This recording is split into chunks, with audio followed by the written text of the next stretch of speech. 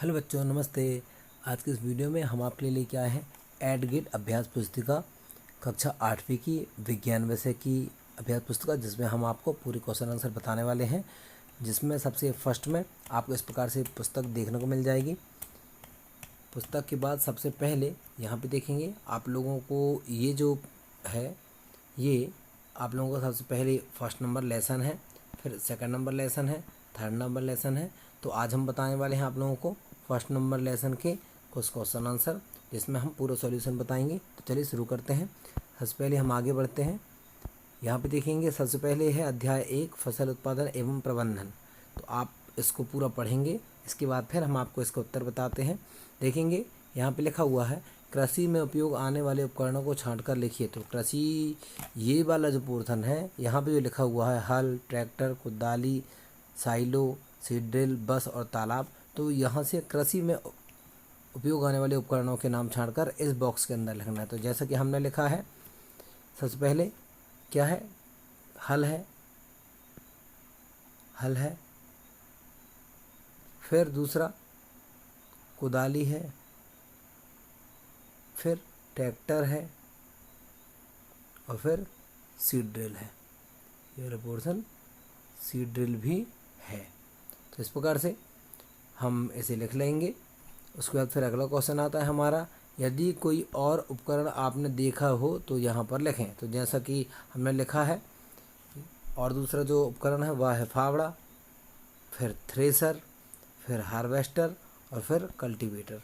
इन सभी उपकरणों को आपने भी देखा होगा। ठीक है, आगे देखते हैं।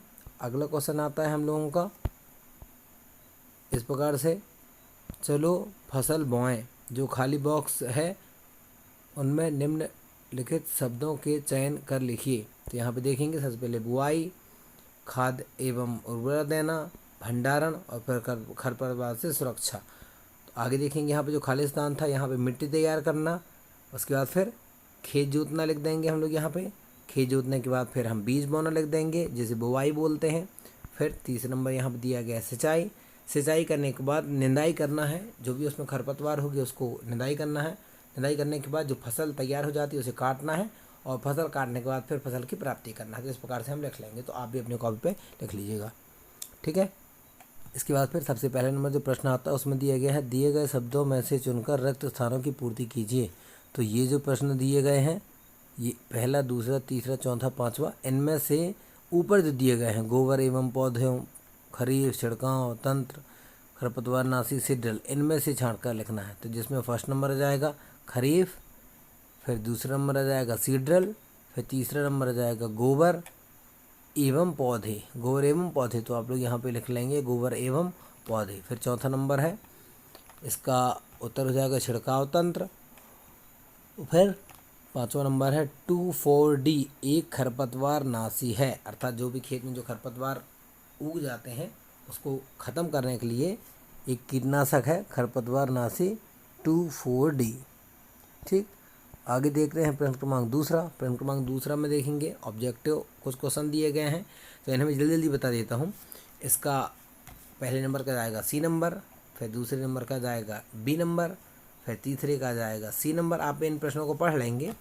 फिर चौथे का नंबर आ जाएगा ए नंबर, फिर पाँचवें का जाएगा बी नंबर, फिर छठवें का जाएगा D number, nitrogen, potassium, phosphorus. फिर चौथा नंबर जो प्रश्न है, फसल से आप क्या समझते हो, फसलों को कितने वर्गों में बांटा गया है। तो फसल से आप क्या समझते हैं, फसलों को कितने वर्गों में बांटा गया है। तो इसका उत्तर देखेंगे। देखिए इसका उत्तर लिखा है, जब कभी भी एक ही प्रकार के पौधे बड़े पैमाने पर उगाए जाते हैं तो उन्हें फसल कहते हैं। इन्हें दो भागों में बांटा गया है, खरीफ की फसल और रबी की फसल। फिर आता है दूसरे नंबर प्रश्न, पाँचवा नंबर प्रश्न, बीजों को उचित दूरी पर बोना क्यों आवश्यक है। तो इसका उत्तर हो जाएगा, बीजों को उचित दूरी पर बोने से फसल की पैदावार अच्छी होती है तथा पौधों को पर्याप्त मात्रा में सूर्य का प्रकाश एवं पोषक तत्व मिल पाते हैं। तो इसको आप लिख लेंगे। फिर छठवां नंबर, सिंचाई के पारस्परिक स्रोतों के नाम लिखिए। सिंचाई के पारस्परिक स्रोत, सिंचाई के पारस्परिक स्रोत के नाम, जिससे कि मोटर अर्थात घिरनी, रहट और फिर ढेगली। फिर आता है 7वां नंबर प्रश्न, पशुपालन किसे कहते हैं? विज्ञान की वह शाखा जिसमें पालतू पशुओं के विभिन्न पक्षों जैसे भोजन, आवास, स्वास्थ्य का अध्ययन किया जाता है, पशुपालन कहलाता है। फिर 8वां नंबर प्रश्न आता है, फसल को बोने से पूर्व आप स्वस्थ बीजों का चयन किस प्रकार करेंगे? तो जैसे कि हमारी पुस्तक में दिया गया है, अच्छे बीजों का चयन करने के लिए उन्हें पानी में डालने पर वे पानी में भीगकर तली पर बैठ जाते हैं। इस प्रकार हमें देखकर पता चल जाता है कि वे स्वस्थ बीज हैं और हम उन्हें अलग कर लेते हैं। फिर आता है 9वां नंबर, फसल के भंडारण से पूर्व फसल को धूप में सुखाना क्यों आवश्यक है?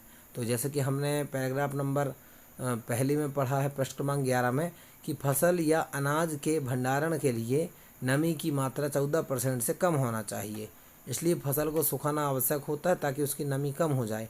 और यदि नमी रह जाती है तो भंडारण के दौरान, अर्थात जब हम फसल या अनाज को रख देते हैं तो उसमें कीट लग जाते हैं, अर्थात कीड़े लग जाते हैं और फसल समाप्त हो जाती है, नष्ट हो जाती है। फिर आता है 10वां नंबर, जैविक खाद उर्वरक की अपेक्षा अधिक अच्छी मानी जाती है, स्पष्ट कीजिए। तो जैविक खाद उर्वरक की अपेक्षा अच्छी मानी जाती है क्योंकि इसमें मिट्टी भुरभुरी व रंध्रयुक्त हो जाती है, जिससे उसको प्रचुर मात्रा में ऑक्सीजन मिलती है। दूसरा, इससे उपयोगी जीवाणुओं की संख्या में बढ़ोतरी होती है, इससे मिट्टी की जल धारण क्षमता बढ़ जाती है। फिर आगे देखते हैं, खरपतवार से आप क्या समझते हैं, ये फसलों को किस प्रकार हानि पहुंचाते हैं? प्रश्न क्रमांक 11, खरपतवार वे पौधे होते हैं, उत्तर लिखेंगे, खरपतवार वे पौधे होते हैं जो खेत में फसल के साथ उग जाते हैं और अनुपयोगी होते हैं। फसल के साथ जो पौधे उग जाते हैं और अनुपयोगी होते हैं वे खरपतवार कहलाते हैं। खरपतवार फसल के पोषक तत्व, नमी, प्रकाश, स्थान आदि के लिए उपज एवं गुणों में कमी कर देते हैं, इसलिए वे पेड़ पौधों को नुकसान पहुंचाते हैं। फिर आता है प्रश्न क्रमांक 12, मिट्टी की उर्वरता बढ़ाने के लिए किसान कौन कौन से तरीके उपयोग में लाता है, विस्तार से पूर्वक समझाइए।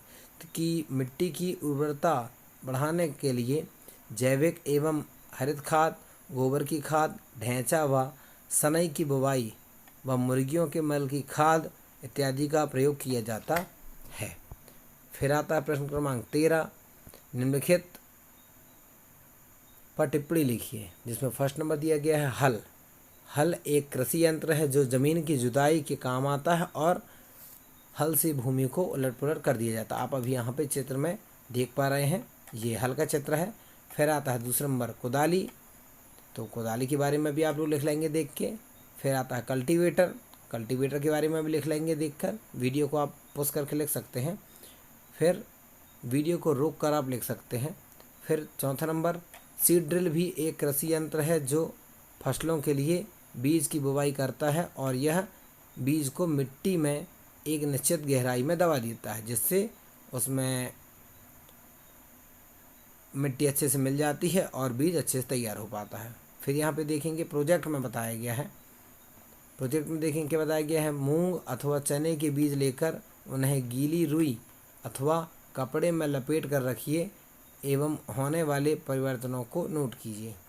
होने वाले परिवर्तनों को नोट करने के लिए देखेंगे ये बताया गया है, 24 घंटे के बाद अंकुरण प्रारंभ हो जाता है। 2 दिन के बाद अंकुरण जो होता है वो अंकुर बड़े होते रहते हैं। फिर 5 दिन के बाद भी अंकुरण बड़ा होते रहते हैं, जो अंकुर रहते हैं वो थोड़ी थोड़ी बड़े होने लगते हैं। और फिर 10 दिन के बाद पौधा तैयार होने लगता है, अर्थात उसमें पत्तियां आने लगती हैं, जिससे हम समझ जाते हैं कि चने का जो पौधा है वह तैयार होने लगा।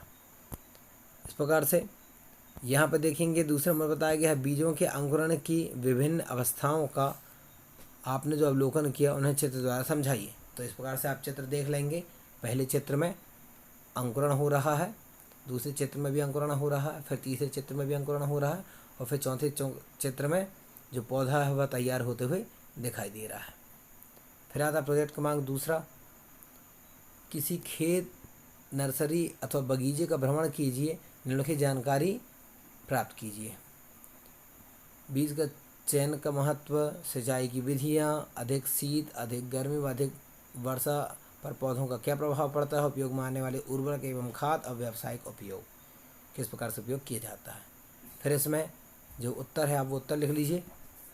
कृषि में उपयोग में आने वाले कुछ मशीनों के चित्र एकत्र कीजिए और अपनी फाइल में लगाइए। तो ये आप जो फाइल बनाएंगे उसमें लगा लेंगे कल्टीवेटर के चित्र और सीड ड्रिल के चित्र। फिर दूसरा आता है पानी की कमी में क्षेत्रों में सिंचाई की किस विधि का प्रयोग होता है, तो ड्रिप तंत्र विधि का। देखेंगे चित्र में आप देख रहे हैं जो ड्रिप तंत्र विधि है उसका। फिर तीसरा कुछ पौधों के खेत में रोपित करने से पूर्व नर्सरी में क्यों उगाया जाता है, तो नर्सरी में उगाने का जो मेन रीज़न है वह पौधों को उपयुक्त मात्रा में जलवायु देना, ताकि पौधे तैयार हो जाएं, और जब पौधे तैयार हो जाएं तो उन्हें हम आसानी से दूसरे स्थान पर ले जाकर रोपित कर देते हैं। तो जो लगे लगाए पौधे रहते हैं वो ज़्यादा अच्छे से सक्सेस कर पाते हैं, बढ़ पाते हैं अच्छे से। फिर चौथा नंबर आता है फसल के साथ कुछ पौधे प्राकृतिक रूप से उग जाते हैं, ये पौधे फसल को किस प्रकार से हानिकारक हैं। फिर पांचवा नंबर फसलों के भंडारण की विधियाँ। तो फसलों के भंडारण की विधियाँ क्या हैं, सुखाना और छानना।